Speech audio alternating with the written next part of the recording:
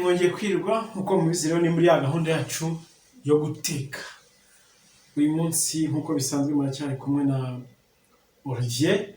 Icyo nababwira rero uyu munsi ni special. Uyu munsi ni special kuko tugiye kubategurira icyo bita isamaki, ariko itandukanyiriza indi mwanya musanzwe muzi, ngira ngo murayibona, niyo bita kamongo, bakayita inshonse.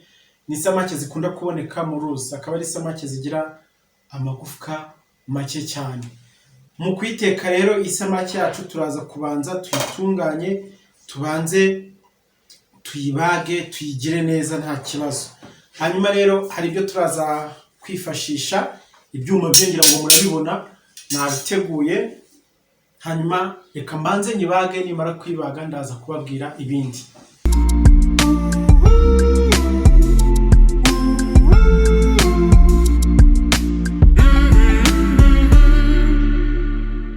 Nkuko mubibona rero twarangije gutegura ya samake yacu, twayikase neza.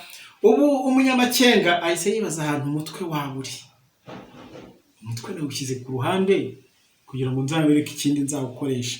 Hanyuma twamaze gukuramo imihore yacu, murabona ko ni inyama nziza, ni samake igira igufwa rimwe gusa. Mugiye kwibaza rero ngo tugiye kuyiteka gute. Isamaki yacu ntabwo turaza kuyikaranga, nta mavuta arimo, ahubwo tugiye kuyiteka uburyo bwo kwitogosa cyangwa se uburyo bwa boilo.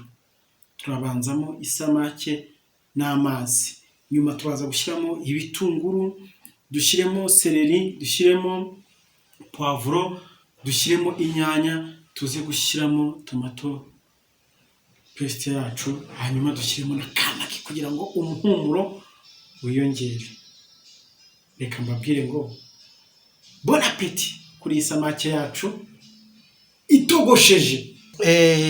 Ya samake rero yacu twamaze kuyishyira mu isafuriya, turi kuyitogosa. Igisigaye noneho ufata za mboga zose ukazishyiriramo rimwe, ni ukuvuga ngo ibitunguru, inyanya, seleri na poivro byose bikagiramo rimwe kugira ngo bize gushya bihwanye.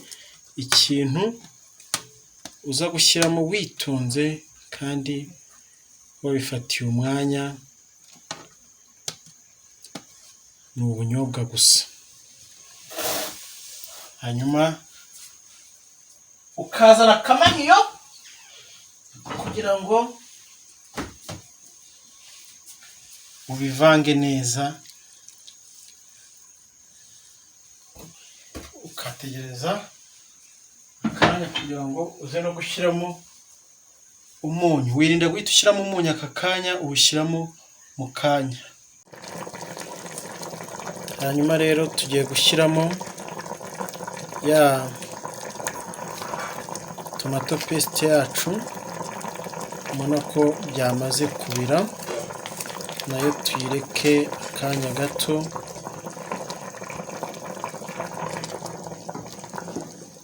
kugira ngo ibanze yivange, tubone kuza gushyiramo ubunyobwa.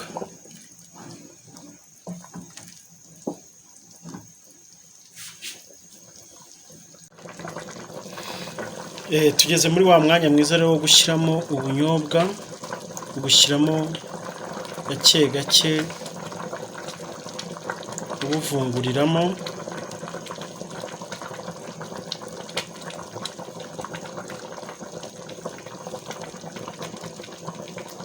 Tubibutse ko ubu ni uburyo bumwe, hari ubundi buryo wateka iyi samake yacu bita inshonse cyangwa kamongo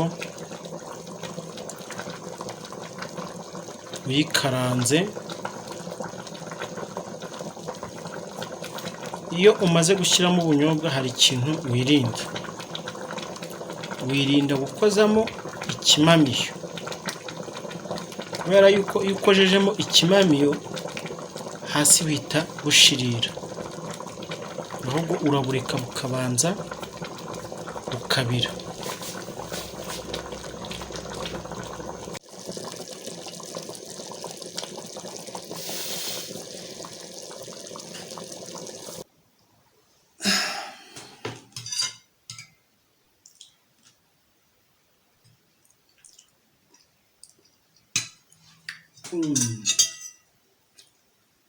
ka gasosi kacu rwose n'aya samake kahiye, ni no kukarisha ikijumba.